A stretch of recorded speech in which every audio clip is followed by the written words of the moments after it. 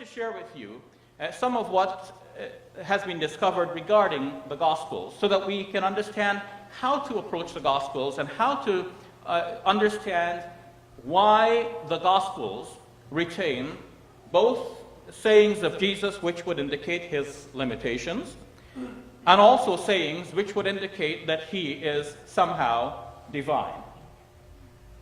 Let me then go to my slides.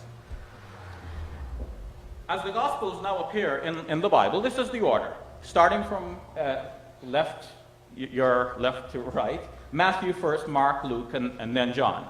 However, scholars generally today believe that Mark was the first of the four Gospels to be written. And hence, this would be roughly the order: Mark first, Matthew and Luke somewhere in between, and finally John. One of the scholars who has contributed to this conclusion, or rather has accepted the conclusion, and is undoubtedly a conservative scholar. Let me check with James. Is Richard Balcom a conservative scholar?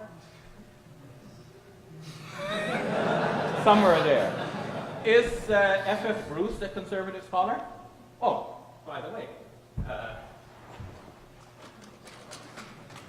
since he is a conservative scholar, I'd like to present to you New Testament history by F.F. Bruce. Thank you very much. You're welcome. One of my textbooks.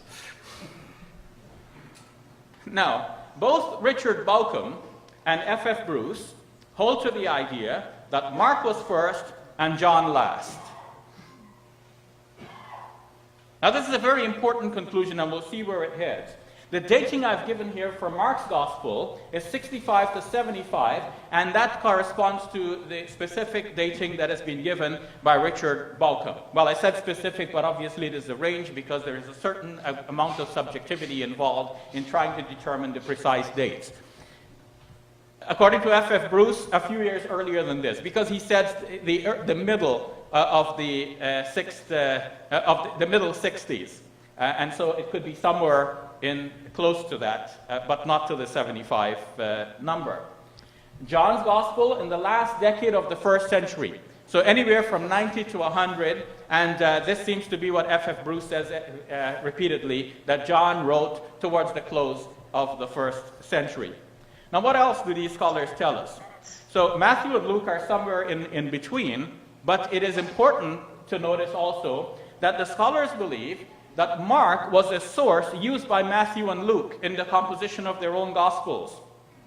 Now, that's natural. If somebody has written a Gospel, you're going to write another one. Why start from scratch? You use the existing document, and you write it according to the way you know the facts to be, or to bring out the message you would like to bring out. So Matthew and Luke did this. But, as noted by F.F. Bruce, Matthew and Luke sometimes made improvements to Mark's Gospel. Now, he didn't spell out what all of the improvements are, but the improvements are, I believe, very important, and we should take cognizance of what they are. For example, there are improvements which show that in Mark's Gospel, somebody addressed Jesus as Rabbi, such as in Mark chapter 9, verse 5, but then in Matthew's Gospel, in the same incident, you can compare them side by side. You go from Mark to Matthew, the same incident, the person referred to Jesus as Lord. So in Mark 9:5, Peter said to Jesus, "Rabbi, it is good for us to be here." In Matthew 17:4, Peter said to Jesus, "Lord, it is good for us to be here." So in the one gospel, he's called Rabbi, the earlier one. In the later gospel, he's called Lord. So there is a significant improvement here from a Christian point of view.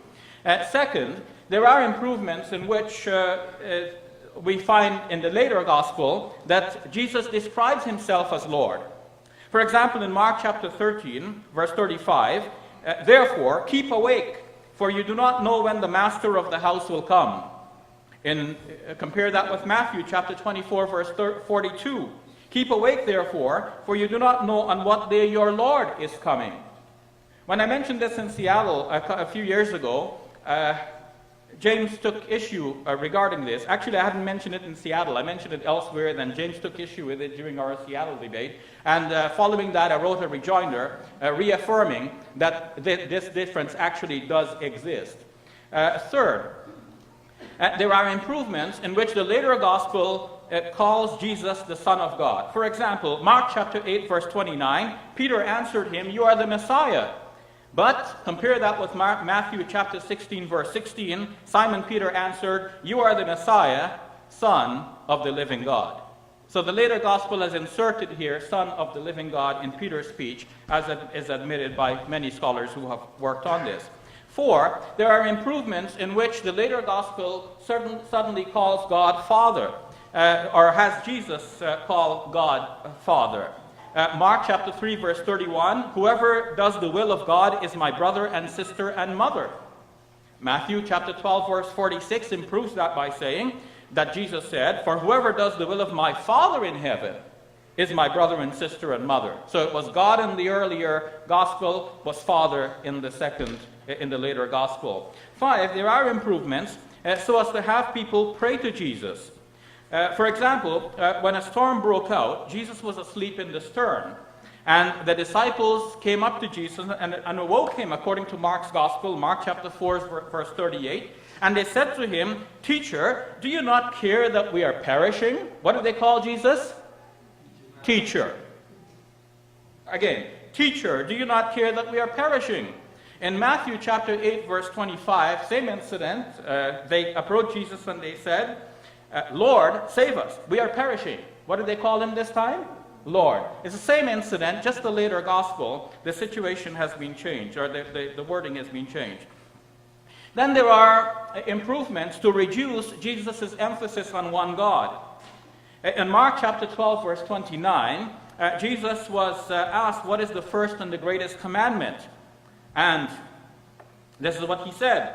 "The first is, Hear, O Israel, the Lord our God, the Lord is one. You shall love the Lord your God with all your heart and with all your soul and with all your mind and with all your strength."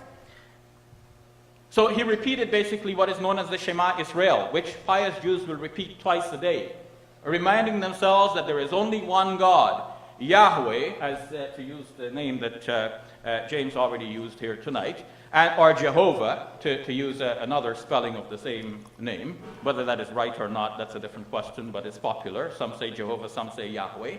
According to Deuteronomy chapter 6, verse 4, "Hear, O Israel, the Lord your God, the Lord is one." The name there that is translated as the Lord is Yahweh or Jehovah. So it really sounds in the New Jerusalem Bible, "Hear, O Israel, Yahweh, your Lord, is one Yahweh. Jehovah, your Lord, is one Jehovah."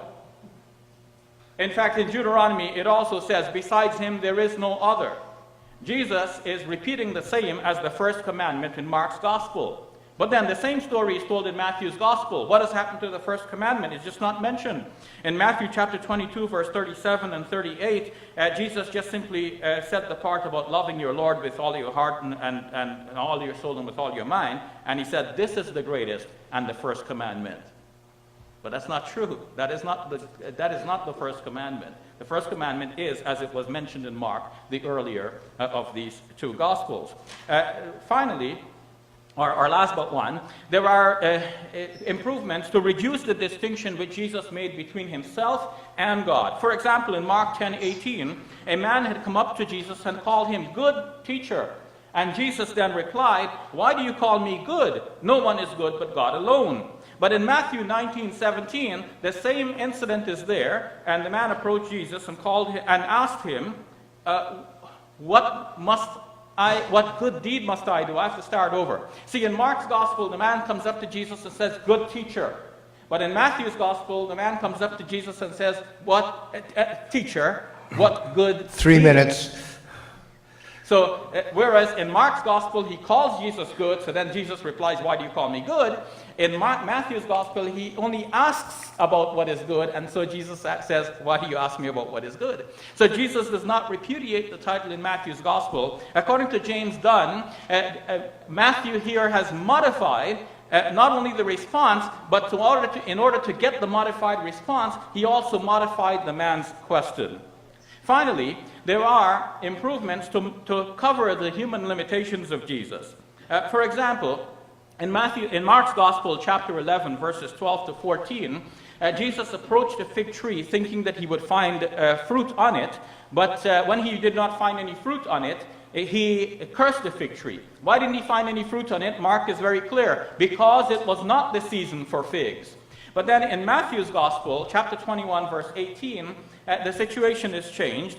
Jesus is hungry. He sees the fig tree. He went to it. He found nothing to it but leaves. And he said to it, "May no fruit ever come from you again." The difference is that Matthew here has removed the mention that it was not the season for figs. This allows Christians to meditate on Matthew's statement and make that into a parable about good and bad and what happens to those who do not fulfill their functions.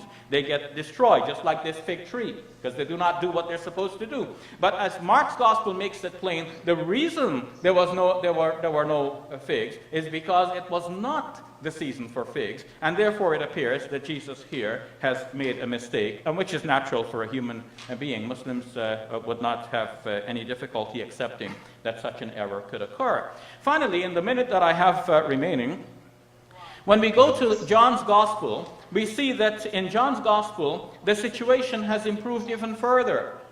Now, we go apart from these three Gospels to John's Gospel, and we notice that now Jesus, suddenly, the whole thing is rewritten. So whereas in fact in Mark's Gospel you will find, for example, that Jesus is praying in the Garden of Gethsemane, indicating that he has a will different from that of the Father, but nevertheless he submits his will. In John's Gospel, we're told that Jesus wouldn't pray like that.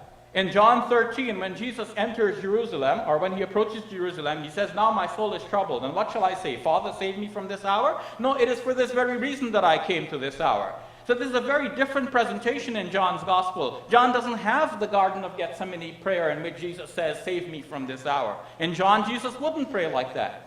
In the other Gospels, Judas Iscariot is necessary for surrendering Jesus to the authorities. But in John's Gospel, John it has Jesus handing himself over to the authorities. They do not dare arrest him, just his voice blows them over.